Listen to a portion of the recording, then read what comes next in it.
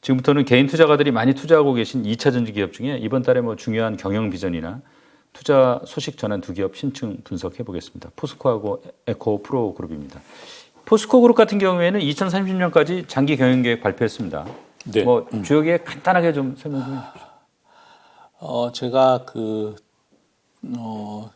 그러니까 어떤 계획이냐 하면 제가 달달 다 외우고 있지는 못한데 about만 말씀드릴게요. 이제 리튬을 43만 톤 뭐 그 정도 가까이 2030년에 생산하시겠다고 얘기하고 그 다음에 니켈을 또 뭐 20몇만 톤인가 생산한다고. 그 양극재는 이제 포스코 퓨처엠에서 생산한 거죠. 예. 100만 톤 하시겠다 그러고 음극재를 또 포스코 퓨처엠에서 37만 톤 이렇게 하시겠다 그래요. 그러면 리튬이 그 43만 톤이면 이제 그 전망하는 기간에 따라서 조금씩 다 다른데 2030년이 됐을 때 글로벌 리튬 총 수요가 뭐 혹자는 250만 톤, 혹자는 뭐 300만 톤 이렇게 얘기를 해요. 근데 저는 하여튼 굉장히 좀 빨리 이게 지구의 재난에 기후 변화에 대응하기 위해서는 뭐든지 빨리 가야 된다고 생각하거든요. 예. 거기다가 이제 2차 전지만 있는 게 아니잖아요. 이제 내년 후년 되면 하늘을 날아다니는 UAM 또 미국에서는 AAM이라 그러더라고요. 네. 그것도 또 생기고 또 뭐 또 다른 얘기 잠깐 드리면 그 현대 로템에서 생산하는 그 새로 생산할 K2 신버전이 2030년에 나오는 개념도에 거기 보면 거기에는 탱크에 이제 휘발유가 들어가는 게 아니고 배터리로 탱크가 움직이는. 그 제가 생각을 했을 때도 배터리로 탱크가 움직이면 훨씬 좋을 것 같아요. 일단 조용하니까 뭐 작전하기도 좋고. 그것도 좋고 또 포탄이 날라올 때 즉시 피할 수가 있잖아요. 부릉부릉 해가지고 움직이는 거랑 그냥 핵 움직이는 거랑 그 차이가 나지 않겠어요? 그래서 하여튼 저는 많이 좋을 거라고 생각하는데 그래도 하여튼 300만 톤 정도 잡으면 43만 톤이면 그건 한30% 정도 되는 건가요? 벌써 300만 톤에 43만 톤이면 한 15% 정도. 15%인가요? 그럼 15% 정도 점유율을 차지하는 거예요. 그 다음에 또 하나 이제 우리 투자자분들께 말씀드릴 게 중국이 리튬이나 이런 거를 지금 이제 점유비가 높잖아요. 예. 그게 무슨 첨단 기술이어서 그런 게 아니거든요. 오염을 발생시키는 기술이다 보니까 이제 그 개발이 많이 된 나라에서는 서로 안 하려고 그랬죠. 근데 갑자기 전기차 시장이 빨리 와버리는 거예요. 테슬라 때문에. 예. 그리고 이 기후변화 때문에. 그러다 보니 이제 지금 당장은 리튬을 구하려고 그러면 중국에 많이 이제 우리가 의존을 해야 되는 예. 편인데 리튬 강산이 분포한 거는 중국 아닌 데가 더 많잖아요. 재련이 이제 중국이 그렇죠. 많이 예. 그 재련은 우리도 잘할 수 있는 거라고요. 우리가 잘하던 걸 그들이 갖고 간 거고 재련하는데 항산이 들어가고 막 진짜 오염 물질이 많이 생겨요. 그러다 보니까 선진국이 안 한 거죠. 전 세계 항생제도 거의 90% 이상을 중국에서 해요. 그 이유가 그것도 환경오염 때문에 그러거든요. 거기에 막 독한 산성을 해가지고 그 항생제를 만들어요. 그래서 너무 그 리튬의 공급망이 중국에 의존돼 있다는 거를 너무 두려워 안 하셔도 돼요. 이제 포스코가 이렇게 시작을 하고 예. 또 에코프로 그룹도 거기 뭐 하지 않습니까? 거기 또 뭐 강산 개발도 한다 그러고 또 우리나라에 뭐 리튬을 개발하려는 데가 되게 많아요. 그리고 LG 그룹도 지금 뭐 어디 가서 계속해서 확보하고 있는 중이잖아요. 그래서 그건 너무 걱정 안 하셔도 된다. 그 다음에 포스코 그룹이 하겠다는 그냥 43만 톤이라고 그냥 할게요. 그게 포스코 경영 계획에는 24불로 계산돼 있더라고요. 그런데 지금 현재 런던 금속 거래소 LME 마켓에서 수산화 리튬 가격이 43불 정도예요. 예. 절반만 친 거야. 굉장히 보수적으로. 엄청 보수적으로 한 거죠. 엄청 보수적으로 한 거죠. 그 다음에 이제 43불일 때 마진이 얼마 나올 거냐. 아르헨티나 그거 같으면 진짜 헐값에 주는 거라서 마진이 엄청 나올 거거든요. 그래서 요즘 이제 그 개인 투자자분들이 포스코를 열심히 사고 외국인들이 어마어마하게 팔아요. 오늘 여기 끝까지 수급을 안 챙기고 왔는데 아마 오늘도 무지 많이 팔았을 거예요. 그런데 포스코 홀딩스 시가총액이 지금 56조거든요. 오늘 종가 무렵으로 했을 때. 근데 56조면은 얘가 원래 철강만 했을 때 한 80조 정도 매출을 해요. 해서 철강 시황이 좋으면 한 5%, 아니 8% 정도 영업이익을 나오고 그러면 88에 64, 6.4조 나오잖아요. 뭐 시황이 안 좋을 때 4%, 5% 그렇다 해도 뭐 3, 4조는 내는 거잖아요. 네. 밸류에이션이 비싸지 않아요. 그런데다 리튬을 호주에서 필바라에서 가지고 오는 거는 그거는 이제 마진 폭이 좀 적겠죠. 정강을 사갖고 오는 거니까. 근데 아르헨티나에서 오는 거는 마진이 굉장히 높을 거예요. 그래서 저는 우리 그 개인 투자가분들이 지금 외국인에 대항해서 포스코 사는 거는 전 나쁘지 않다고 생각을 하는데 다만 좀 천천히 사시면 서로가 좀 싸게 살 거 아닌가 봐요. 그리고 지금 포스코에 매도하는 주된 세력이 공매도예요. 예. 어제도 우리 개인 투자가분들이 거의 한 9천억 정도 사셨는데 85만 주를 공매도가 됐더라고요. 예. 그 공매도 하는 분들이 너무 비싼 값에 이렇게 공매도 단가를 이렇게 가지게 되면 쇼커버 하는 것도 무지 나중에 와야 오잖아요. 네. 하여튼 저 양반들 그 작심하고 때릴 때는 그냥 그래 니 때려라 그러고 좀 우리가 저 양반들 단가를 최대한 낮게 만들어야 되니까 우리가 우리 에코프로하고 에코프로 BM을 그걸로 성공한 거거든요 지금. 오늘도 뭐 에코프로하고 에코프로 BM은 쇼커버예요 전부 다. 거의 그냥 원금이 빵이 된 거예요. 그리고 우리가 이긴 거잖아요. 그러려면 우리 포스코 홀딩스도 좀 이렇게 공매도 하시는 분들의 단가를 너무 비싸게 팔게 만들어 드리면 우리에게 불리해 이 전쟁에서. 꼭 참고하셔야 될 것 같습니다.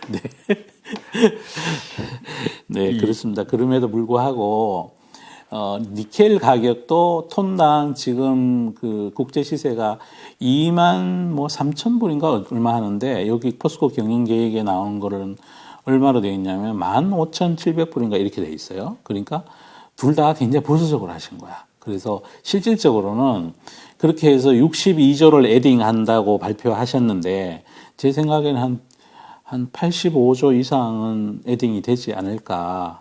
그럼 지금 현재 80조에서 80조를 한 덩어리를 더 더하면 160조가 되잖아요. 예. 그럼 160조인데 매출 160조에 리튬 때문에 전체 영업 마진이 뭐 가령 뭐 한 8% 이상, 5.1, 10%, 오죽하면 앨런 머스크가 뭐 리튬 정제는 돈 낳는 뭐 거위라 그러는데, 그러니까 그러면은 10%만 잡아도 1년에 16조인데, 그죠? 그러면 해볼만 한 거잖아요. 다만 이제 시간과의 싸움인데 공매도를 좀 싸게 팔게 만들자 이런 생각을 하고 있는 거죠. 비싸지 않아요. 이분들이 지금 공매도를 치는 거는 포스코홀딩스 같은 회사를 그냥 아직까지도 주로 그냥 철강 회사 이렇게 생각하고 공매도를 친다고 봐야 됩니까? 어떻습니까? 그것도 있고요. 또 예. 하나는 이런 게 있는 것 같아요. 그냥 많이 오르면 그냥 확률적으로 공매도를 치면 지금까지 계속 먹여줬어요. 우리 시장이. 지금까지. 뭐 분석이고 뭐가 필요 없이 그냥 많이 오르면 일단 예. 한번 때려보는 거야. 그리고 또 이런 경우도 있겠죠. 이분들이 평균 공매도 친 게 이게 지금 연초부터 계속 공매도를 친 거거든요. 네. 그러면 한 30만 원 초반 뭐 이렇게 될 거 아닙니까? 그때 친 분들은 어떻게 합니까? 지금 이제 아마 물타기 하고 계신 것 같아요. 공매도 물타기 하고 있는 것 같다니까요. 아니, 그럴 가능성도 있죠. 근데 이게 에코프로 그룹하고 조금은 다른 게 여기는 외국인 지분율이 원래 많지 않은데 이거는 포스코는 워낙 외국인 인덱스들이 많이 담고 있는 거라서 지분율이 높잖아요. 그러니까 빌릴 수 있는 수량이 아직은 진짜 드글드글한 거죠. 그래서 그거는 우리가 이 전투를 수행함에 있어서 좀 알고 하셔야 된다. 뭐 그럼에도 불구하고 뭐 주가는 기업의 이익이 결정하고 세상 변화가 결정하니까 저는 공매도 치우신 분들 나중에 혼날 거라고 생각해요.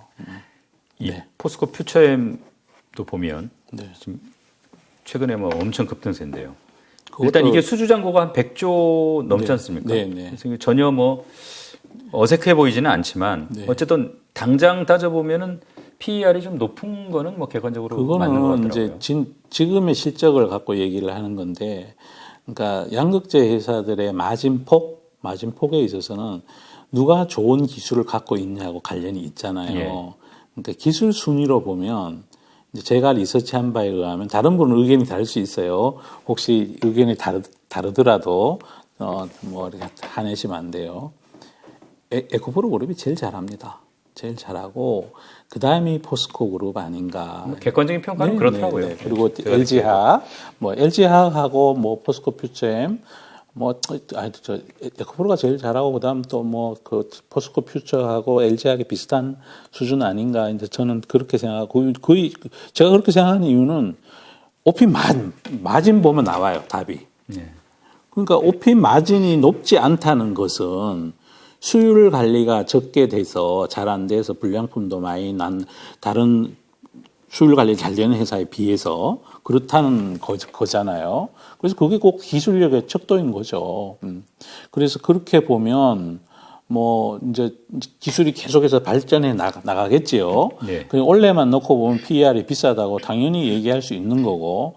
다행인 거는 최근 들어서 뭐 올라간 게 쇼커버 때문에 올라가는 거니까 우리 국민들 입장에서야 뭐 굳이 뭐 근데 둘 중에서는 뭐가 더 싸냐 그러면 포스코홀딩스가 훨씬 싸다 이거죠.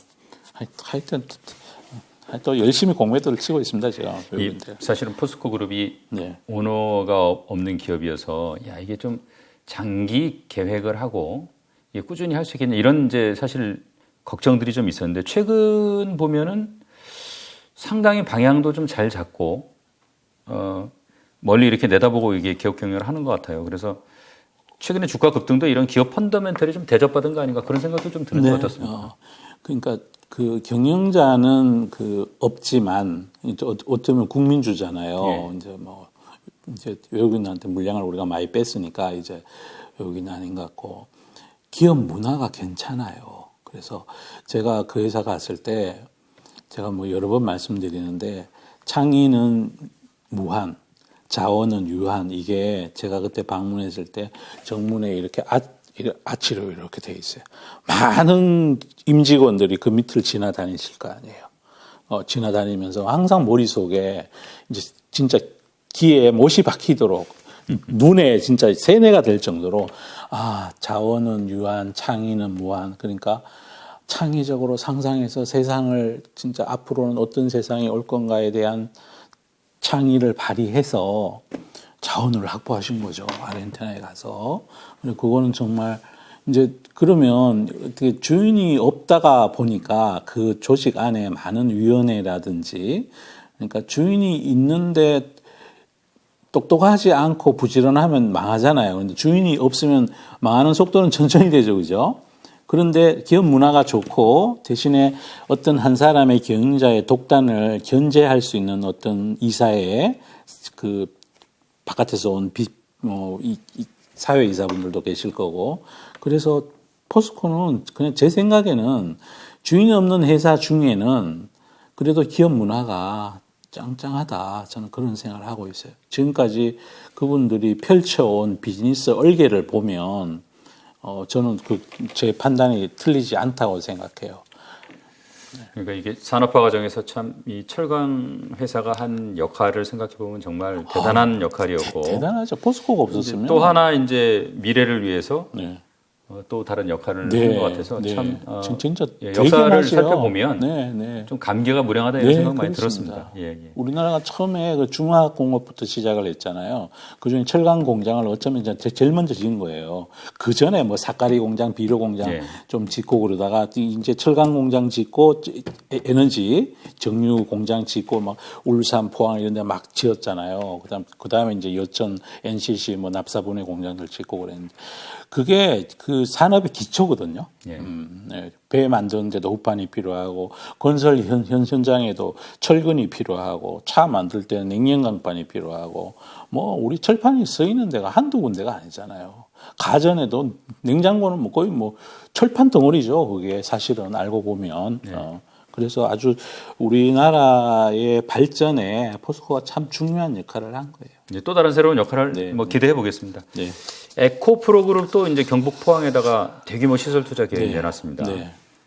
이 포항이 정말 2차 전지 메카가 되는 것 같은데 사실 에코프로가 그룹 같은 경우에는 이미 수직 계열화가 참 잘 된 기업인데 그렇죠. 네. 이게 이번 투자로 이제 이런 밸류 체인의 장점이 더 강화되는 거 아닌가 그런 생각 들어요. 예, 지금까지도 거기 이제 크로즈드 루프 시스템이라고 그래서 이제 그 양극재를 생산할 때 최종 엔드 제품은 양극재인데 예. 양극재를 생산하기 전까지 리튬이 들어가고 소성 과정을 거쳐가지고 전구체를 만들고 그것도 뭐 이렇게 코발트 뭐 망간 이렇게 해서 만들잖아요. 그 전구체 만드는 데다가 리튬 섞어가지고 하면 최종적으로 양극재가 되는데 요 사이사이 요걸 다 이제 공장 한 요 단지 안에 있으면 근데 물건을 바깥에 와서 사갖고 갖고 하는 것보다 원가가 훨씬 싸게 들어가겠죠, 그죠? 그래서 재활용하는 폐배터리 재활용도 같이 들어가고 리튬도 들어가고 해서 그냥 컨베이어 벨트를 타고 쭈루룩 가는 것처럼 상상을 그렇게 하시면 됩니다. 물론 그 사이에 어떤 파이프 라인들이 있겠지만 그래서 그거는 아마 전 세계에서 그런 생태계를 구축한 거는 에코프로 그룹이 유일해요. 그러면 이제 많은 개인 투자분들이 그럼에도 불구하고 에코프로 BM의 OP 마진이 왜 5% 뭐 좋을 때 6% 나오고 4% 나오냐. 그렇게밖에 안 나와요. 그 대신에 나머지가 여기 있는 거예요. 에코프로 지주회사의 자회사인 에코프로 머티리얼스 전구체 회사에도 또 이익이 얼마 가고. 그런데 다른 회사들은 수직 계열화가 안 된 회사들은 이 전구체 회사들이 먹을 걸 중국에다 주는 거죠. 예. 그리고 여기 또 운송비가 필요한 거고. 그다음에 여기 또 산업용 가스 만드는데도 마진이 떨어지고 리튬 쪽에도 마진이 떨어지고 폐배터리 재활용하는 데도 떨어지고. 그러니까 요 클로즈드 루프 시스템 안에 다 거기 있는 거예요. 그럼 우리나라 국익에 좋은 거잖아요. 그럼 저 그룹 전체로 봤을 때는 양극재를 만들 때 원재료비를 빼고 핸들링할 수 있는 코스트 관리 가능 원가의 범위가 한 20%도 안 된대요. 17% 될 때도 있고 뭐 16% 그건 이제 원재료 가격에 따라 왔다 갔다 그러겠지만 거기에서 직원들 인건비 주고 뭐 하고 해가지고 최종적으로 남기는 게 한 11% 정도 된다고 그러니까 얼마나 훌륭한 겁니까? 예. 그래서 2조 들여서 또 이제 그 새로 이제 캠프를 또 하나 짓잖아요. 뭐 축구장 몇 개 면적이라든가 뭐 하여튼 엄청난 걸 지으시는데 저는 잘 하시는 것 같아요. 여기만 있는 게 아니잖아요. 저 헝가리도 있고 거기다 최근 들어서 공시하신 거 보면 이제 그 강산회사 그러니까 그 어떤 그 원자재 회사 지분을 인수를 하셨더라고요. 그래서 그건 또 이제 뭐 리튬 강산이나 뭐 니켈 강산이나 이런 거 찾으려고 노력하시는 거겠죠. 그래서 또 뭐 활발히 노력하고 있습니다. 우리 기업인들이 진짜 물불 안 가리고 정말 험지를 다니면서 많은 노력들을 하고 계십니다. 2차 전지 이 섹터 생각해 보면 사실 어떻게 보면 우리 산업의 여러 이제 산업들이 어떻게 보면은 좀 턱에 차서 좀 활기를 좀 잃어가고 있는 그런 시점에 우리가 매우 이 미래지향적이고 이 미래의 흐름과 맞는 그런 새로운 어떤 그런 섹터에서 우리가 세계를 주도하는. 네. 그래서 이게 뭔가 구군이 좀 좋아지는 거 아닌가 뭐 그런 생각 들 때도 있습니다. 그런 생각 들고요. 이건 당군 할아버지의 축복이에요. 정말 이 섹터 전체가 만약에 전체가 자동차 말고도 많이 있는데 가령 2030년 기준으로 했을 때 전체 배터리의 70%가 전기차에 들어가고 나머지 30%는 휴대폰이나 뭐 하늘을 나는 비행기나 뭐 이런 어드스에 들어간대요. 자동차 시장만 놓고 봤을 때도 배터리 시장이 1.2조 달러 시장이고 그 정확히 반도체 시장의 10배예요. 네. 자동차만 놓고 봤을 때도. 그러면 거기에 우리나라가 30%만 점유한다고 하더라도 그럼 얼마입니까 이게?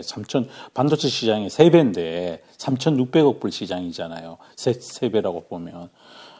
이거는 진짜 반도체도 우리가 잘하지만 이제 우리 진짜 당군 할아버지 축복이죠. 거기다가 이게 신냉전 시대도 되고 그래서 먼저 막 치고 나가던 중국을 또 우리가 서방진이 또 살짝 견제해주고 이러니까 이거는 진짜 정말 그 축구로 치면 아주 어시스트가 끝내준 거지 뭐 이제 발만 딱 대면은 골 들어가게 패스가 온 거야 지금. 참 훌륭한 기업인 하나가 나라를 네 맞습니다. 나라의 운을 참 좌우할 수 있는데 자꾸 하신 저 구본무 회장님 생각해 보면 참 좋은 일하고 가셨던 생각이 들더라고요. 아유 그렇지요.